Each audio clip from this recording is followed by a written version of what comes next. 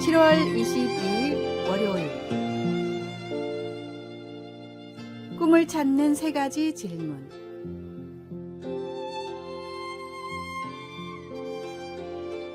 심리학자이자 정신의학과 전문의인 알렉산더 로이드 박사는 수많은 정신질환 환자를 상담하면서 치료에 가장 효과적인 세 가지 질문을 발견했습니다. 첫 번째는 지금 가장 원하는 것은 무엇인가? 라는 질문입니다. 많은 사람들은 이 질문에 돈이라고 대답합니다. 두 번째, 그 소원이 이루어지면 삶이 어떻게 변화될까요? 라고 물으면 환자들은 돈에 관한 문제들이 해결되고 여유로운 삶을 누리는 자신의 모습을 떠올립니다. 세 번째, 바뀐 삶을 살아가는 당신은 어떤 감정을 느끼고 있나요? 라는 마지막 질문에 답을 생각하던 환자들은 정말 바라던 것은 돈이 아니라 문제가 해결될 때 찾아오는 평안, 행복과 같은 감정들이라는 사실을 깨닫습니다. 평안과 행복을 얻기 위해 돈과 같은 물질적인 요소가 필요하지 않다는 사실도 깨달아 삶의 진정한 목적을 찾으려다 보니 생활에 활력이 생겼고 많은 정신질환들이 저절로 치유됐습니다. 인생에 부족하다고 여기는 것이 반드시 내게 필요한 것이 아닐 수 있습니다. 모든 사람들이 그토록 찾아 헤매는 내면의 모든 만족을 주님은 이미 구원의 은혜를 통해 내게 주셨습니다. 하나님이 주신 진정한 행복을 세상의 가치보다 더 소중히 여기십시오. 오늘의 말씀. 평안을 너희에게 끼치노니 곧 나의 평안을 너희에게 주노라. 내가 너희에게 주는 것은 세상이 주는 것 같지 아니하니라. 너희는 마음에 근심하지도 말고 두려워하지도 말라. 오늘의 만나. 주님, 가장 귀한 독생자를 주셨다는 사실에 가장 기뻐하게 하소서. 이 순간 주님이 내 삶에 허락하신 행복이 몇 가지인지 생각해 봅시다.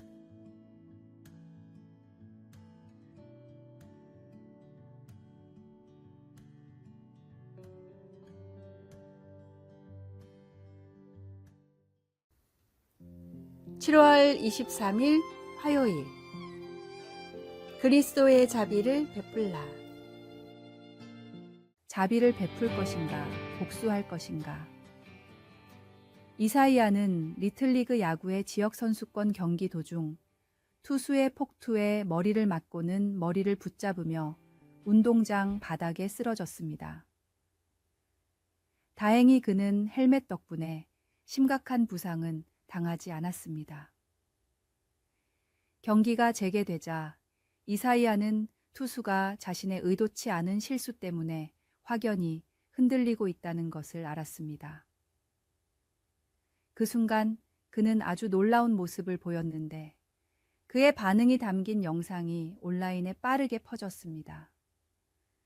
그는 투수에게 걸어가 위로의 포옹을 해주며 자신이 괜찮다는 것을 알려주었던 것입니다. 다툼이 생길 수 있는 상황에서 이사이아는 자비를 선택했습니다. 구약에서 우리는 에서가 그를 속인 쌍둥이 형제 야곱에게 복수하려고 오랫동안 품어온 계획을 포기하는 위와 비슷하지만 훨씬 더 어려운 선택을 하는 모습을 봅니다. 야곱이 20년의 객지 생활을 마치고 고향으로 돌아왔을 때 에서는 야곱이 자신에게 잘못한 일에 대한 복수 대신 자비와 용서를 선택했습니다. 에서는 야곱을 보자 달려와서 그를 맞이하여 안아 주었습니다. 에서는 야곱의 사과를 받아들이고 괜찮다고 알려주었습니다.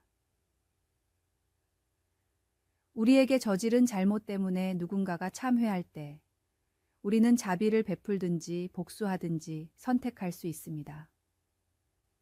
자비를 베풀며 그들을 감싸주기로 선택하는 것은 예수님의 본을 따르는 것이며 화해로 나아가는 길입니다.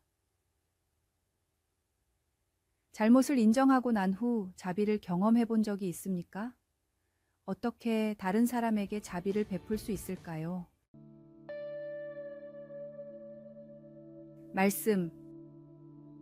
에서가 달려와서 그를 맞이하여 안고 목을 어금 맞추어 그와 입 맞추고 서로 우니라. 기도.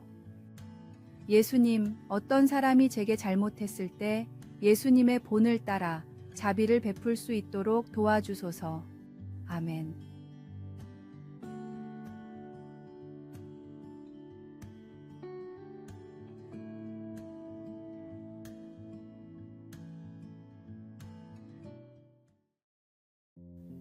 7월 24일 수요일 페이지 터너. 페이지 터너. 말 그대로 피아니스트가 연주하는 동안 악보를 조용히 넘겨주는 사람입니다. 터너는 피아니스트 왼쪽 뒤에서 조용히 자신의 역할을 수행합니다. 어쩌면 그들은 공연의 투명인간 같지만 페이지 터너 없이는 연주가 순조롭게 진행될 수 없습니다. 이런 페이지 터너의 역할을 생각하면 세례 요한의 이야기가 떠오릅니다. 성경에서 요한은 이렇게 말합니다. 신부를 취하는 자는 신랑이나 서서 신랑의 음성을 듣는 친구가 크게 기뻐하나니 나는 이러한 기쁨으로 충만하였노라. 요한은 예수님의 들러리 같은 존재였습니다.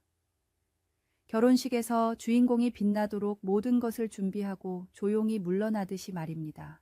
이처럼 교회 연합을 생각할 때 우리 모두가 요한이나 페이지 터너처럼 겸손한 마음으로 서로를 돕고 하나 되어야 합니다. 각자의 교회를 넘어서 우리가 속한 크리스천 공동체 전체가 하나님의 사랑 안에서 함께 성장하고 빛날 수 있도록 말입니다. 그는 흥하여야 하겠고 나는 쇠하여야 하리라. 요한의 이 말은 우리 모두가 교회 연합을 통해 어떻게 행동해야 하는지를 잘 보여줍니다. 우리가 각자의 역할을 하면서도 모두가 하나님의 영광을 위해 함께 일할 때 그때 비로소 우리는 진정한 의미의 공동체를 이루게 됩니다. 오늘의 말씀. 모든 겸손과 온유로 하고 오래 참음으로 사랑 가운데서 서로 용납하고 평안에 매는 줄로 성령이 하나 되게 하신 것을 힘써 지키라. 오늘의 만나. 우리가 함께 손잡고 하나님의 나라를 위해 걸어가는 모습, 그 자체가 이미 큰 기쁨이자 축복이 아닐까 싶습니다. 이렇게 우리 모두가 하나 되어 갈 때 교회는 더욱 풍성하고 아름다운 곳으로 거듭날 것입니다.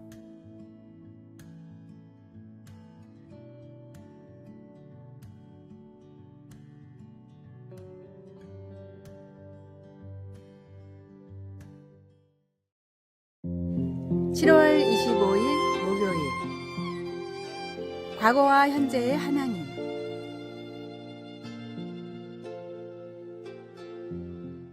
아이를 키우며 오랜 시간 동안 살던 곳을 떠나게 되면 언젠가는 그곳의 추억들을 떠올릴지 모릅니다. 만일 우연히 혹은 볼 일이 있어서 전에 살던 곳을 방문하게 된다면 그동안 잊고 지낸 여러 순간이 떠오를 수 있습니다.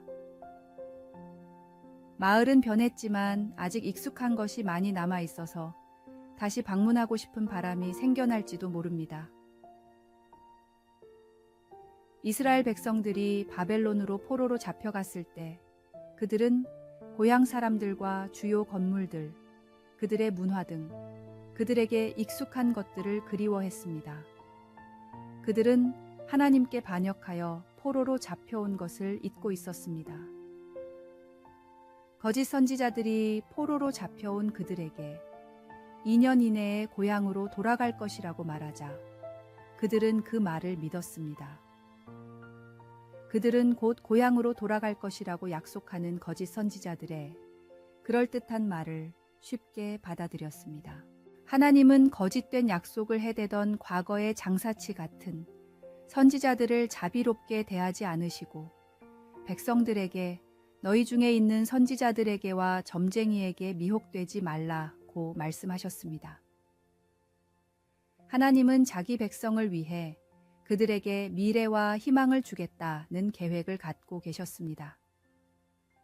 그들의 상황은 힘들고 어렵고 낯설었지만 하나님이 그들과 함께 하셨습니다.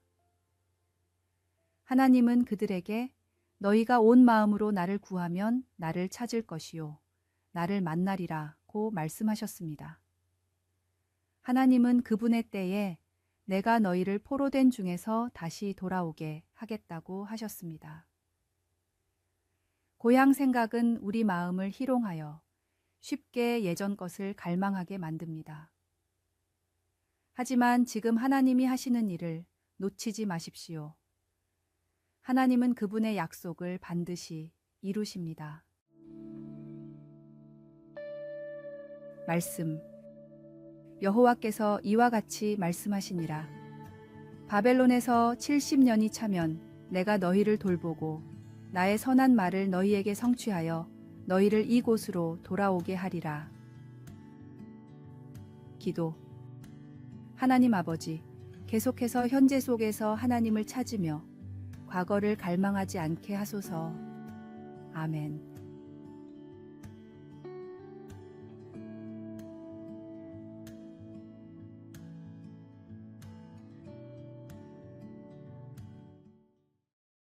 (7월 26일) 금요일.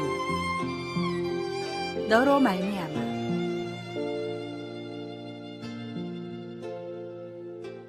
특별한 우정과 깊은 믿음이 있는 두 친구가 있었습니다.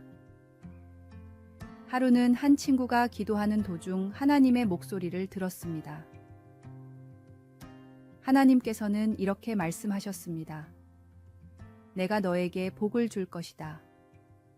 그러나 너의 친구에게는 너보다 2배의 복을 주겠다. 이 말은 그의 친구가 자신보다 더 많은 복을 받게 될 것임을 의미했습니다.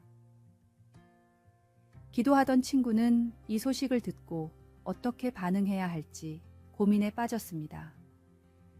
그는 결국 하나님의 뜻을 신뢰하기로 하고 자신뿐만 아니라 친구의 복도 진심으로 기뻐하기로 결심했습니다.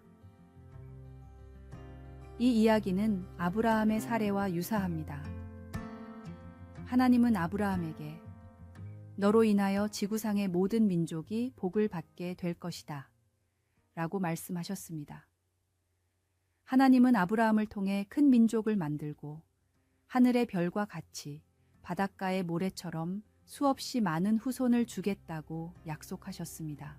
이 약속은 아브라함 혼자만의 복이 아니라 그를 통해 모든 민족에게 복을 가져다 줄 것임을 보여줍니다. 아브라함은 이 큰 책임에 대한 고민 끝에 하나님의 말씀을 따라 길을 나섰습니다. 우리가 하나님으로부터 받은 축복이나 재능은 개인의 것만이 아닙니다. 이는 우리가 다른 사람들과 나누어야 할 소중한 선물입니다. 하나님의 사랑과 축복을 이웃과 나눔으로써 우리는 진정한 기독교인으로서의 삶을 살아가게 됩니다. 이러한 정신은 여름 성경학교에서도 중요하게 다루어집니다. 여름 성경학교를 통해 우리는 받은 축복을 나누고 서로의 기쁨을 진심으로 축하하는 법을 배울 수 있는 소중한 시간을 갖게 됩니다. 또한 성령의 역사로 더욱 풍성한 공동체를 만들어갈 수 있습니다. 오늘의 말씀. 내 계명은 곧 내가 너희를 사랑한 것 같이 너희도 서로 사랑하라 하는 이것이니라. 사람이 친구를 위하여 자기 목숨을 버리면 이보다 더 큰 사랑이 없나니 오늘의 만나. 자신이 받은 재능과 축복을 공동체와 나누어 모두가 함께 성장하고 풍성해지는 삶을 살아가십시오.